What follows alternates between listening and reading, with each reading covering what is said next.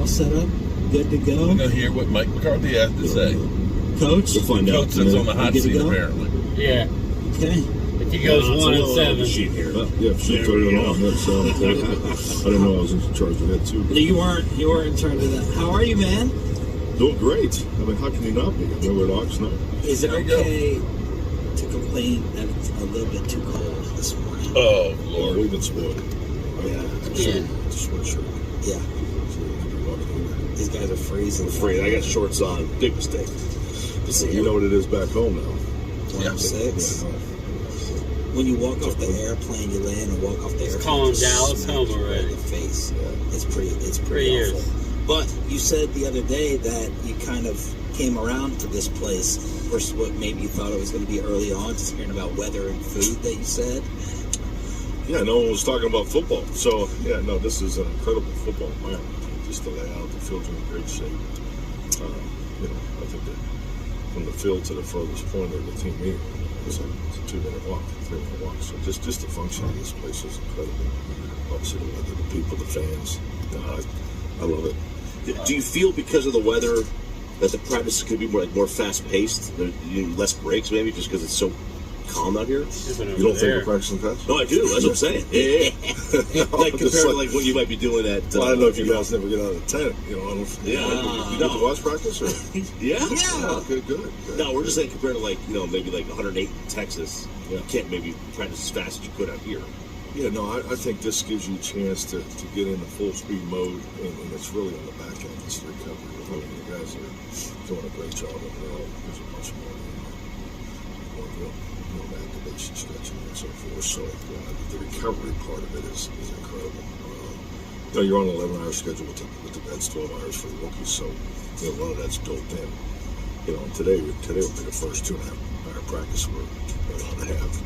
Based on the CBA rules and things like that. So there's a lot of mechanisms. 2.5 hours today. You think they're going to be able to handle that? Wow. Lord. A 2.5-hour practice. Jeez. On our side of being here, because it's a chance just to go full go and not worry about it. So was the first 2 or 3 days, because we noticed they were it seemed like they were shorter, and then they gradually got, is that CBA related? Correct. Absolutely. Yeah, they flew by. The big story there that we're trying to uncover is we've been getting some talking tos from PR, and big story. The word is that it got to the top that if our noise level was not corrected and reduced, we'd be having the shows from the other side of the end zone. Can you confirm that, Coach McCarthy? Well, now I have a different tone because I was really irritated because they told me it was something. Didn't tell me it was you guys. Okay, I knew it was choppy. You would have let us slide. So we'll work. Okay, there you go. Okay, so that's the original news. They're too loud. Yeah, they said you could. I mean, that's part of the rest of recovery. Here's where you know there's no problems in camp. Yeah. We're just talking about the weather and being too loud. The radio. Yeah, there is a spot over there if we need to use it. So. Okay, so word did get up. We'll work with you guys. Well, we're only here for one more day. What's a bigger problem, us at 3:30 out here or the midday show while you guys are doing the presser right over here? They're conducting an interview and you guys are trying to talk to the rest of the media. Which one do you think, Tad? I don't know. I'm laser focused on those. Great questions. I just want to do a good job. So I didn't realize there was anything else going on. Oh, Tad says it's us that we're the problem. We don't see Tad up this early unless the big dog's here, so it's nice to see him getting out of bed, the personal PR team. There's been a lot of discussion about simplifying the offense and making things a little more streamlined. Can you explain, just because it feels like there's a little bit of a narrative nationally on some of these talk shows that a simplification is basically, a dumbing down. That's what they. Can you explain why simplification? I knew that was coming. Right word for it? Proceed to the root. Yeah, I'm not in tune with Proceed to the root. Obviously, simplification. I think is really a reflection of the confidence and ability job that the assistant coaches did in the spring. Yeah, I don't look at anything that we're doing that's simpler than we did in the past. Frankly, we've how about faster responsibility to a number of positions in the protection in the pass game. So, I mean, really, the facts of the matter, we're asking more of our players in the middle realm. So there you go. But I think the connection, and I just give, our players credit, for that 5 weeks off. We had a high number of our guys working at the facility together. We had, it's incredible how fast that this team has picked up everything. Yeah. Well, you got to give some of that credit to Dak and working out with the guys. Yeah. The guys have gone through and talked about that. All right, we're going to go take a piss. So, there you go. What's up, good people? Mark Holmes here, of course, with Game Time, Brian. We have made it to the Hotel Motel Holiday Inn, and we're going to be going down to the Hall of Fame in a bit. The game doesn't start till 8 o'clock tonight, and it's a little warm out, and we're outside of Canton because everything was booked up. In fact, the hotel we're staying at, which is 30 miles away, is booked up. And surprise, surprise, what happens as soon as we get here? What happens? They're talking about what else? The Dallas Cowboys. Now, while we were on the last leg of this trip coming in, we were listening to Mike McCarthy talking about, the changes in the offense. And they were talking about how they simplified it and so on and stuff. But it's not really so much simplified it as they have sped it up.